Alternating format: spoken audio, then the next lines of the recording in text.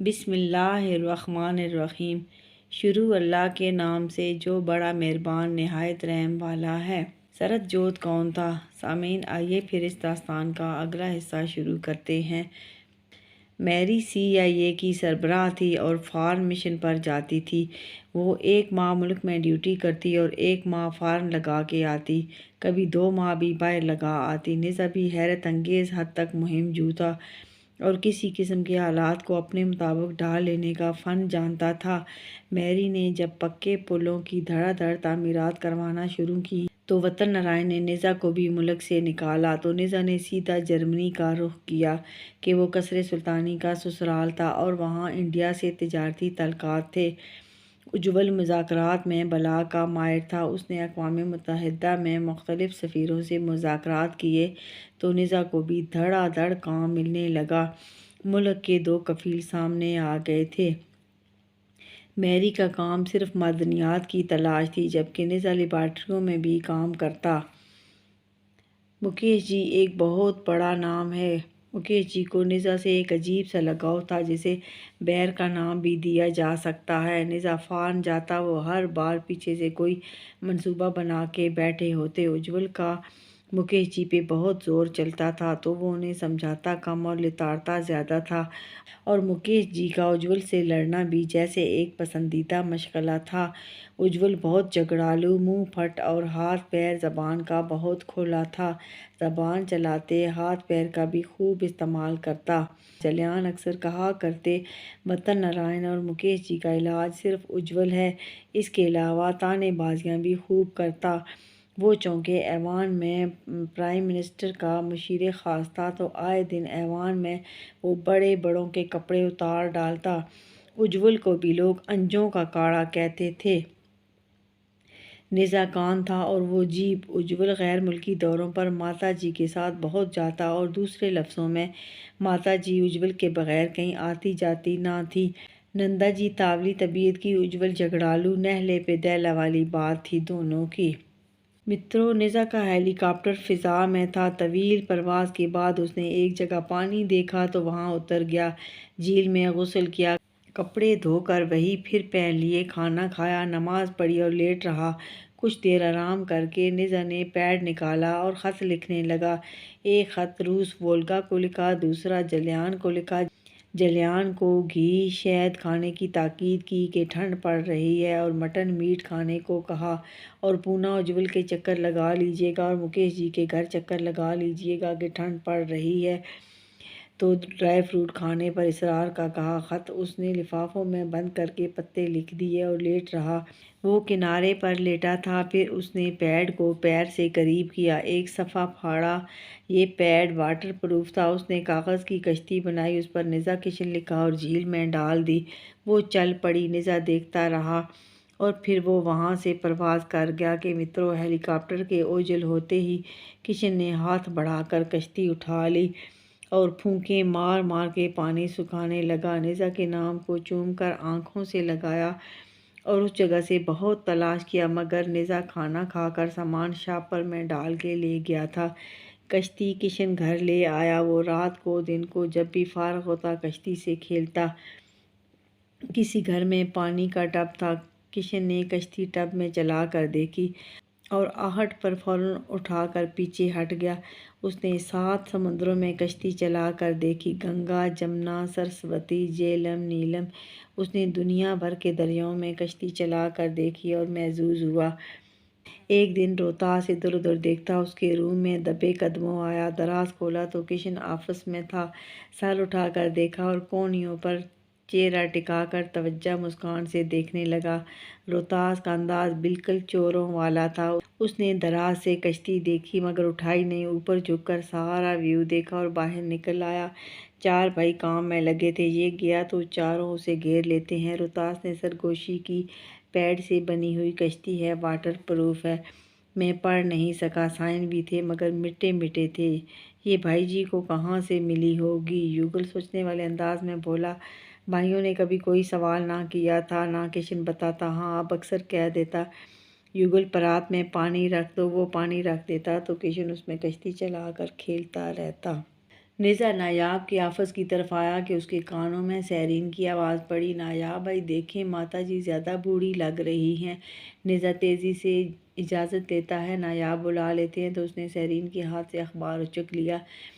اس پر نندا جی کی تصویر رنگین کافی بڑی تھی اور وہ چہرے سے بوڑھی لگ رہی تھی۔ مائی فٹ، مجھے نفرت ہے بڑھاپے سے۔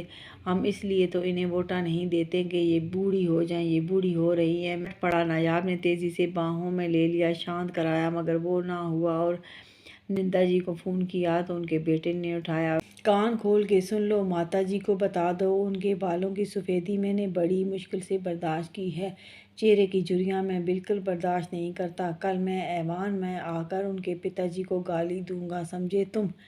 اس نے فون پٹخ دیا۔ روز اور نیزا انڈیا کے دو ہی کفیل ہیں، پتا جی کو اس نے گالی دی تو مجھے بھی ایوان سے نکالے گا تو مترو۔ دوسرے دن نیزا ایوان میں آ گیا، دیکھا تو دیکھتا رہ گیا۔ وہ ہاف بازو کی ساڑی میں بالکل ینگ لگ رہی تھیں۔ وہ آنکھ دبا کر بولی، سونیا چل نہ کہیں چلتے ہیں۔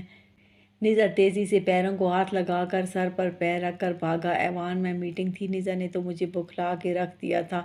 نندا جی بولی، اجول اس سے زیادہ سمجھدار ہے، زمانے کے دکھوں کو قریب سے جانتا ہے، یہ صرف کمانے والے ہاتھ ہیں تو سمجھتا ہے جوانی سدا رہے گی۔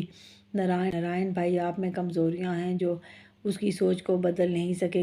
آخر ایک معاملہ طے پا گیا۔ 3 چھلی والے باپ، بیٹا اور دادا حیدرآباد میں چھلی لگانے لگے۔ وہاں کون لیتا؟ گرمی میں سارا دن ریڑھی گھسیٹتے تھے کہ ایک دن نیزا، نایاب، سیرین، یوون، بائبل، اکھل، نرمل، اجول باہر نکلے واک کرنے۔ کہ ضعیف دادا ریڑھی گھسیٹتا بولی لگاتا تھا۔ سب بازد ہوئے نایاب سے کہ چھلی لے دیں۔ نایاب نے دادا سے سب کے لیے چھلی تیار کرنے کو کہا۔ نیزا نے گھوم پھر کر بڈھے کا جائزہ لیا۔ دادا پتر نہیں ہے آپ کا؟ یوون کو دکھ لگا، وہ آگ جلانے میں مدد کرنے لگے تھے۔ صاحب پتر نہ ہوتا تو اچھا تھا، مگر نیزا نے بات اچک لی۔ دادا پتر کو کیوں دوش دے؟ تیرا پیو کتا تھا جو تجھے گلیوں میں رلنے کارن چھوڑ گیا۔ نایاب لوگوں کے دل پر جیسے ہتھوڑا آ لگا۔ نہ آفیسر، میرے باپ کو گالی نہ دیں، وہ بھلے مانس انسان تھا۔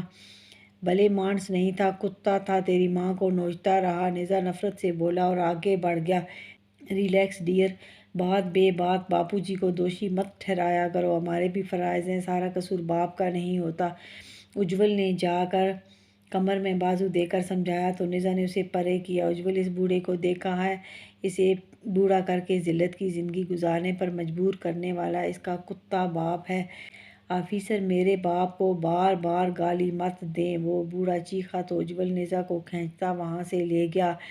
بوڑھا مکیش جی کے پاس جا کر دہائی دیتا ہے کہ آفیسر نے باپ کو بار بار گالی دی ہے، میں اسے نہیں چھوڑوں گا۔ مکیش جی نے جرگہ بلا لیا۔ نندا جی بھی آ گئیں تو نیزا کو جرگے میں بلایا گیا۔ میری نہیں تھی۔ نایاب جانتے تھے نیزا اتھرا ہے، وہ نیزا کو سمجھانے کی کوشش کرتے ہیں، مگر نیزا کو سوائے میری کے اور کسی کی بات سمجھ نہ آتی تھی۔ اجول نے میری سے رابطہ کیا، وہ نیروبی کینیا میں تھی۔ خیر ہے اجول، جو ہوگا دیکھا جائے گا، تم ساتھ جاؤ، ریمل بھائی کو بھی لے جانا۔ نیزا کے وچار سے میں بھی ایگری نہیں ہوں، مگر اب کیا ہو سکتا ہے، تم سپورٹ کرنا، میں ویو لیتی رہوں گی، معاملہ بگڑا تو میں دادا کو کال کر لوں گی۔ میری نے تسلی دی۔ اجول نے ریمل کو بتایا کہ روز نے تسلی دی ہے، نیزا کو سمجھانا تو مشکل ہے، بس ہم معاملہ بگڑنے نہ دیں۔ مترو، جرگہ بیٹھ گیا۔ نیزا کو بلایا گیا، وہ سامنے آ گیا۔ جرگوئی نے سارا معاملہ بیان کیا۔ سرپنچ نے نیزا سے پوچھا کہ تم نے اس کے باپ کو گالی کیوں دی؟ نیزا نے پھر گالی دے کر کہا، وہ گالی دیے جانے اور لعنت کے لائق ہے۔ مکیش جی نے کہا، نیزا آپ اس کے مرے باپ کو گالی دے رہے ہیں، اس کے بیٹے کو کچھ نہیں کہتے جو اس کی لاٹھی تھا، مگر زن مرید ہو گیا۔ بیٹے کو بلایا گیا۔ مترو، وہ 65 کے لگ بھگ تھا، مگر بے حد ضعیف اور لاغر، بدن پر میلی دھوتی تھی۔ بیٹا بڈھے کو دیکھ کر چیخنے لگا، یہ زن مرید دیکھو آج کن حالوں میں ہے، اس نے مجھے نہیں سنبھالا، آج بیٹیوں کے بوجھ تلے کیا سے کیا ہو گیا ہے۔ وہ ہائے بددعائیں بیٹے کو دیتا تھا، ساری پنچایت ہکا بکا بیٹے کو تکتی تھی کہ وہ بے حد لاغر اور دکھوں کا مارا تھا۔ نیزا کی نگاہیں بھی بیٹے پر جمی تھیں۔ ایک بڑے نے بیٹے سے اپنی صفائی کہنے کو کہا۔ وہ غریب بولا، جناب والا میں کیا کہوں گا، میں خود غربت کی چکی میں پس رہا ہوں۔ نزا باپ بھی بوڑھا، بیٹا بھی بوڑھا، اب بتاؤ تمہیں تو بڑھاپے سے نفرت ہے، اب قصور کس کا ہے؟ مکیش جی نے کہا۔ نزا کے چہرے پر مسکان آ گئی۔ اس نے بڑھ کر بوڑھے بیٹے کے ماتھے کا بوسہ لیا اور گرج کر بولا، تیرا قصور نہیں میری جان، تیرا باپ کتا ہے جس نے تجھے اس حال میں پہنچایا۔ نزا کشن تیرے باپ کے جینے پر لعنت بھیجتا ہے۔ شٹ اپ نزا، پہلے دادا کو گالی دی، اب باپ کو گالی دے رہا ہے، تیرا ایمان ہے؟ مریم چیخ پڑی، دیوی جی میرا ایمان سلامت اور تابندہ ہے۔ بوڑھے کے باپ کو اس کارن گالی دی کہ اس نے بیٹے کو اپنے پیروں پر کھڑا نہیں کیا۔ بیٹے کے باپ کو اس لیے گالی دی کہ جرگے نے بھی دیکھ لیا باپ گالی کے لائق ہے، اس نے اپنی محرومی کا بدلہ لیا بیٹے سے۔ مکیش جی کے اشارے سے ایک تیسرا فریق ریڑھی گھسیٹتا اندر آ گیا۔ وہ 22-24 کے لگ بھگ ایک کالا سوکھا چھوٹے قد کا پھٹے کپڑوں والا لڑکا تھا، ساتھ کچھ بالکیں بھی تھے۔ شری نزا جی ان کے بارے میں کیا فرمائیں گے؟ یہ بیٹے کے بیٹے ہیں، نہ دادا کو سنبھالا، نہ باپ کو سنبھالا اور نہ خود کے بالکیں سنبھل رہے ہیں۔ مکیش جی انتہائی طنز سے بولے، مترو اس سے پہلے کہ کسی کو کچھ سمجھ آتی، نزا نے پسٹل نکال کر باپ اور دادا کی ٹانگیں چھلنی کر دی۔ وہ چیختے گر گئے۔ نزا کے گرد گھیرا ڈالنے لوگ بڑھے کہ اجول، رمل اور نایاب نے اسے گھیر لیا۔ خبردار کوئی آگے بڑھا تو انہوں نے پسٹل نکال لیے۔ نزا نے بڑھ کر اس کے لاغر بیٹوں کو بھی اٹھا لیا اور بولا، سرپنچ جی آئندہ میری نفی کرنے کی کوشش مت کیجیے گا کہ میں نے جو کہا ہے وہی اٹل ہے۔ یہ دونوں باپ بیٹا اولاد کے قصوروار ہیں، یہ مر نہیں پائیں گے، تڑپتے رہیں گے۔ باپ کا سفید سر قابل قبول ہے اور آج میں کہتا ہوں باپ کا بڑھاپا بھی مجھے قبول ہے، بٹ باپ کی لاچارگی مجھے قبول نہیں۔ ہماری ماں کے اسکرٹ کے ہکس کھولتے سمے باپ لاچار نہیں تھا تو پھر اولاد کی سنبھال کارن وہ کیسے لاچار ہو گیا؟ میں اس بیٹے کو لے کر جا رہا ہوں، اسے اپنا نام دے کر ثابت کروں گا کہ نزا بلوان ایک اچھا باپ ہے، کہ کرۂ ارض پر باپ نے قدم رکھا تھا، بیٹے نے نہیں۔